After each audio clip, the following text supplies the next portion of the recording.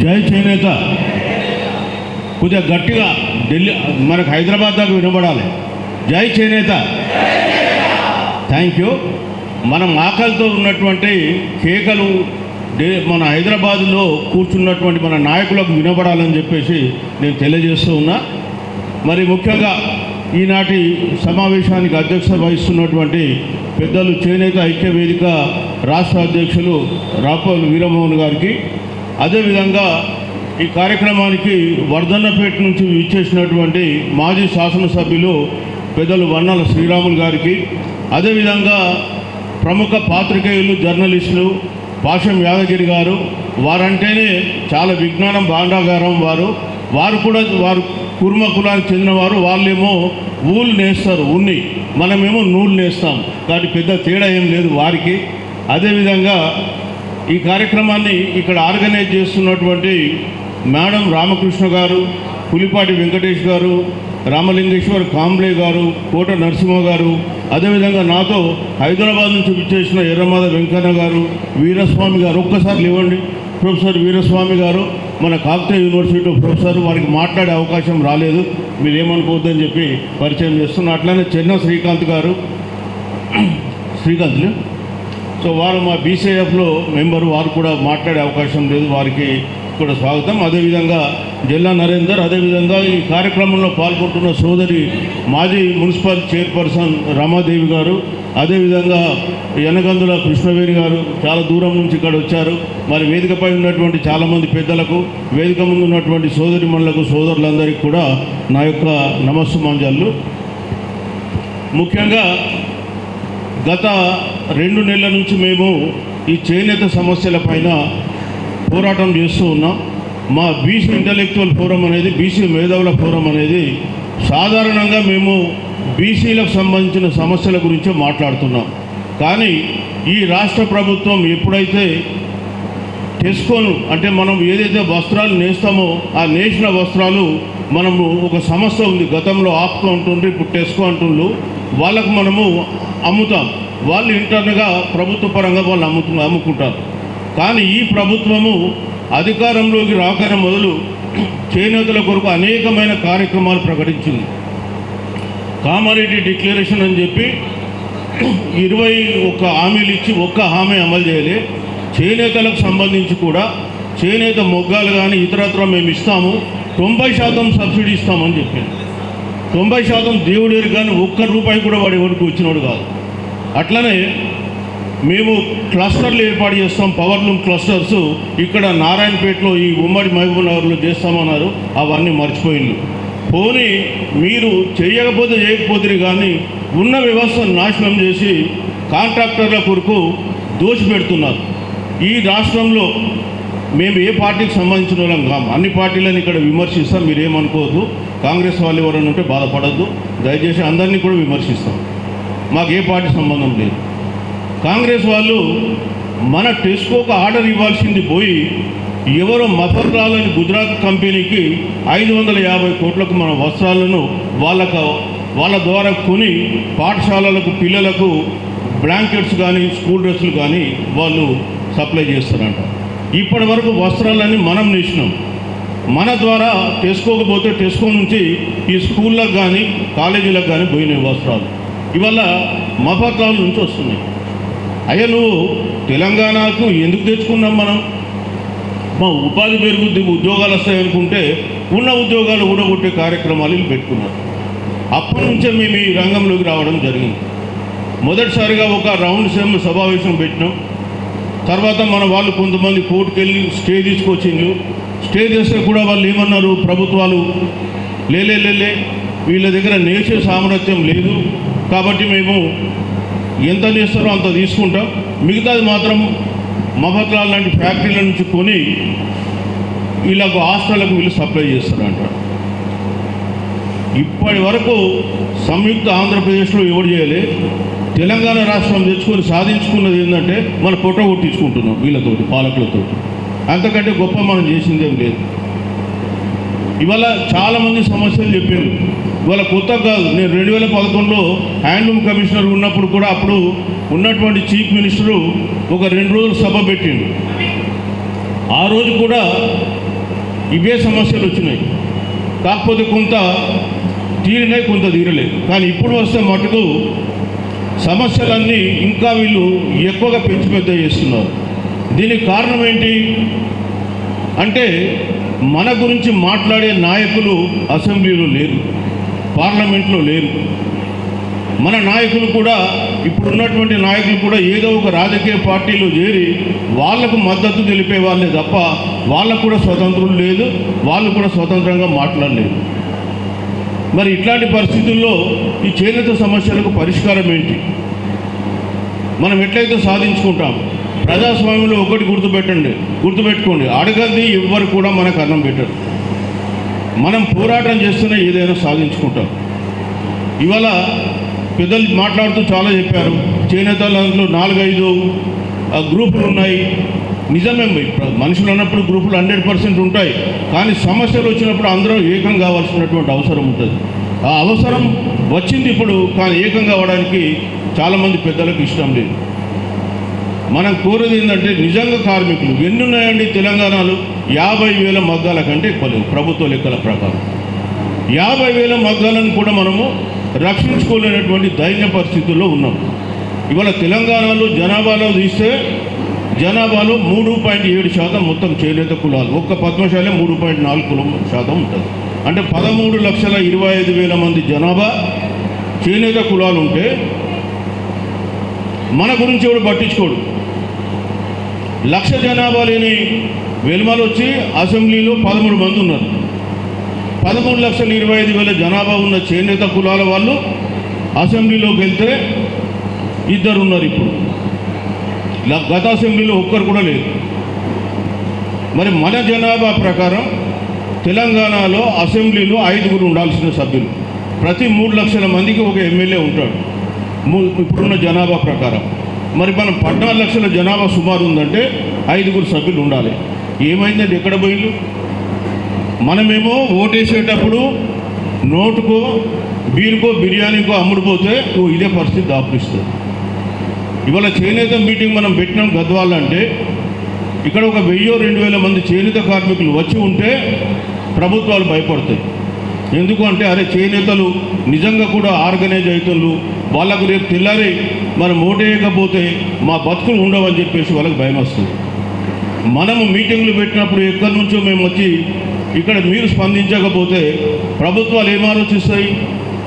వీళ్ళతో ఏం కాదు, వీళ్ళు ఏం చేయలేరు. అందుకనే గత 30-40 సంవత్సరాల నుంచి మనం ఈ సమస్యలను అడుగుతూనే ఉన్నాం, వాళ్ళు దాన్ని విస్మరిస్తూనే ఉన్నారు. ఇవాళ రాష్ట్ర ప్రభుత్వము చేనేతల గురించి అనేకమైన స్కీములు చెప్పిండు. ఇప్పుడు మీరు కూడా చెప్పిండు. నేను ఒక మాట చెప్తున్నా, మీరు ఆలోచించండి. ఈ రాష్ట్రంలో రైతు బంధు అని ఒక పథకం ఉంది. రైతు బంధు అంటే సీజన్ స్టార్ట్ కాకుండా మొదలే రైతు ఖాతాలో ఎకరానికి 6,000 రూపాయలు వేయాలి. సరే, ఒక నెల అటు ఇటు అయినా వేస్తున్నారు. మరి చేనేత బంధు ఎందుకు పెట్టరండి? చేనేతలకు ఎందుకు వేయరు అట్లా 6,000, 10,000 సంవత్సరం మొదలు? ఎవరయ్యారు? మీరు ఎవరైనా అడిగినా? ఇప్పటివరకు నేను చూస్తున్నా, ఎవరైనా అడుగుతారేమో అని. ఎందుకు వేయరని అడుగుతున్నాను నేను. అని నువ్వు అడుగుతూనే లేవు కదా.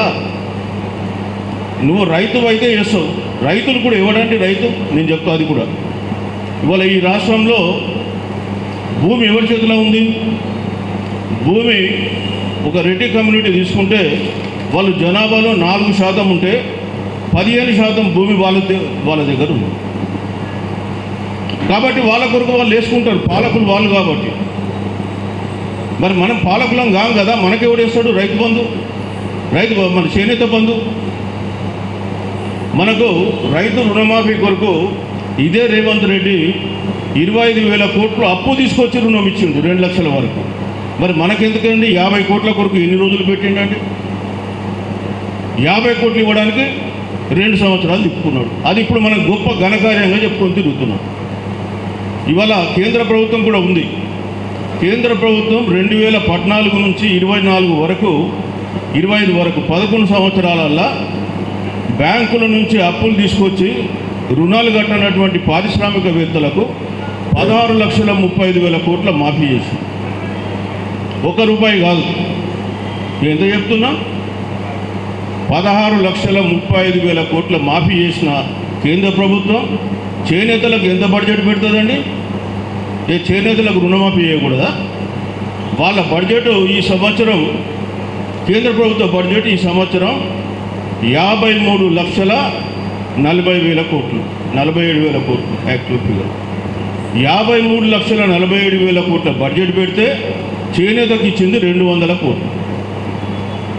ఏమని ఎవరైనా అర్థం పర్థం ఉందా? ఏం బిచ్చం వేస్తున్నారా? ఎంగిల్చోతో వేసినా కానీ నీకు 1000 కోట్లు పడుతుంది కేంద్రం దగ్గర.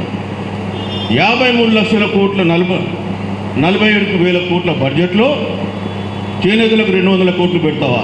మాట్లాడితే చేనేత మా భారతీయ సంస్కృతికి నిదర్శనం, అది ఇది మాటలు చెప్తూ ఉంటారు. చేతల్లో మాత్రం శూన్యం. ఇవాళ హ్యాండ్లూమ్ బోర్డు ఎత్తేసింది వాళ్ళు, జిఎస్టీ పెట్టింది వాళ్ళు, చేనేతలకు కేటాయింపులు తగ్గిస్తుంది వాళ్ళు. మళ్ళీ మనం వాళ్ళని జెండాలు ఎత్తుకొని మోస్తూ ఉన్నాం. ఇలా కాంగ్రెస్ గవర్నమెంట్ గురించి అదే చెప్పాను నేను. వాళ్ళు ఏం చేస్తున్నారు? ఈ సంవత్సరం బడ్జెట్లో 350 కోట్లు ఏదో పెట్టిండు. వాస్తవానికి గత 11 ఏళ్లలో చేనేత మీద ఖర్చు పెట్టింది, మొత్తం పెట్టింది 2,800 కోట్లు. దాంట్లో చేనేత మీద పెట్టింది 500 కోట్లకు మించలేదు. మరి ఎందుకు తెచ్చుకున్నామంటే ఇప్పుడే మాట్లాడుతూ తెలంగాణ గీతం అని పాడుకున్నాం. మరి ఇప్పుడు తెలంగాణ గీతం వచ్చి ఏం సాధించినాం మనం? వాళ్ళని మోయడానికి తెచ్చుకున్నామా తెలంగాణ? అందుకని మనం అడుగుతున్నాం ఏంటంటే, మన జనాభా దామాషా ప్రకారం మన వాటా ఉండాలి, అన్నిట్లో వాటా ఉండాలి. ఇవాళ మీకు సింపుల్ ఉదాహరణ, ఈ దేశం ఏం జరుగుతుందో చెప్తా. ఇవాళ అదాని అని ఒక పెద్ద మనిషి ఉన్నాడు. ఆయన రోజు ఆదాయం ఎంతో తెలుసా? అదానిది. మన చేనేత ఆదాయం మనం కష్టపడితే రోజు 300 రాదు. అదాని ఆదాయం ఎంత రోజుకు? 2,200 కోట్లు రోజు ఆదాయం. గంటకి ఎంత? 100 కోట్లు. గంటకు 1000 కోట్లు. అది ఆయన ఆదాయం. అంటే ఈ దేశం ఎవరి కొరకు ఉన్నది? ఎవరి కొరకు ప్రణాళికలు తయారు చేస్తుండ్రు? ఎవరి సంపాదన కొరకు ప్రభుత్వాలు పనిచేస్తున్నాయనే విషయం మీకు చెప్తున్నాం. ఇవాళ కష్టపడ్డవాడికి ఏం లేదు. మనం చెమటోడ్చి సంపాదిస్తే కోట్లు, వేల కోట్లు వాళ్ళకు చేరుతున్నాయి. నేను చెప్పిన ఫిగర్ 100% కరెక్ట్. 2,200 కోట్లు లాస్ట్ ఇయర్ ఆయన అదాని సంపాదన, ఆయన ఏడాది సంపాదన డివైడెడ్ బై 356 డేస్ వేస్తే 2,200 కోట్లు వచ్చింది. అది పరిస్థితి. మనమేమో చెమట ఓడ్చి కష్టపడతాం, మనకేం వాటా అవసరం లేదు. ప్రజాస్వామ్యంలో మన భాగస్వామ్యం వద్దు. ఇవాళ చేనేతలకు సంబంధించి మొదటి అసెంబ్లీలో 1952లో మొదటి అసెంబ్లీలో 3 ఎమ్మెల్యేలు ఉన్నారు. ఇవాళ ఏమైందండి? ఆ రోజు కొండ లక్ష్మణ్ బాపూజీ గారు ఉన్నారు, గంగుల భూమయ్య గారు ఉన్నారు, తర్వాత ఇక్కడ పెండెం వాసుదేవరావు గారు ఉన్నారు మన గజ్వేల్లో. ఇవాళ ఏమి లేదు. ఎంతసేపు చేనేత కార్మికులు కానీ చేనేత కులాలకు సంబంధించిన వాళ్ళు ఇతర పార్టీల జెండాలు మోయడానికి తయారైంది. మన న్యాయబద్ధమైన వాటా ఇప్పటి వరకు 64 మంది ఎమ్మెల్యేలు కావాలి. కానీ అయింది ఎంతమంది? కేవలం 23 మంది అయింది. అంటే మనం లాస్ అయింది 41 మంది. మేము ఏం చెప్తున్నామంటే, మనకు రాజ్యాధికార కాంక్ష లేకుండా, రాజ్యంలో వాటా లేకుండా ఈ చేనేత పథకాల గురించి ఎన్ని మాట్లాడినా మనకు మేలు జరగదు. ఇక్కడ చాలామంది అంటున్నారు ప్రభుత్వ దృష్టికి తీసుకెళ్ళండి, ప్రభుత్వ దృష్టికి. ప్రభుత్వంకి తెలియదా? కళ్ళు మూసుకొని ఉందా? అది నిద్రపోతున్నారా వాళ్ళు? వాళ్ళకి అన్నీ తెలుసు. కానీ వీళ్ళు ఏమి అడగరు, వీళ్ళు ఏమి చేయలేరు. కాబట్టి మేము వాళ్ళకి ఇవ్వాల్సిన అవసరం లేదు. ఇవాళ ఇదే రేవంత్ రెడ్డి ఏం మాట్లాడుతుంటాడు? బడ్జెట్ లేదు. అయ్యా నీకు బడ్జెట్ లేదంటున్నావు కదా, లాస్ట్ 2.5 సంవత్సరాలల్లో ఇరిగేషన్ కాంట్రాక్టర్లకు ఎన్ని ఇచ్చింది డబ్బులు? 1,50,000 కోట్లు ఇచ్చిండు ఇరిగేషన్ కాంట్రాక్టర్లు. మరి మనకేమిచ్చిండా? బీసీ కార్పొరేషన్లకు ₹1 ఇవ్వలే. ₹1 అంటే ₹1 ఇవ్వలే ఈ పెద్ద మనిషి గత 2.5 సంవత్సరాల్లో. మనం ఏం అడుగుతలేదు. మాట్లాడితే నా దగ్గర బడ్జెట్ లేదు, నన్ను కోసుకు తినండి. ఏం తినడి? నాకు తెలియదా? ఇరిగేషన్ కాంట్రాక్టర్లకు ఎక్కడి నుంచి ఇచ్చినావు, ఎట్లా ఇచ్చినావు, ఎక్కడ పోతే అక్కడ 500 కోట్లు 1000 కోట్లు ఆ బిల్డింగ్లు కట్టు, ఇది కట్టు. ఎందుకు కడుతున్నారండి బిల్డింగ్లు? ఎవరికి వస్తాయి? బిల్డింగ్ కడితే కమిషన్లు మాకు వస్తాయా? సో ప్రజలు ప్రశ్నించకపోతే అదే సమస్య. పాత గవర్నమెంట్ ఉండే బీఆర్ఎస్ కూడా ఆ పెద్ద మనిషి 10 ఏళ్ళల్లో కూడా ఏమి చేయలే చేనేతలకు సంబంధించి.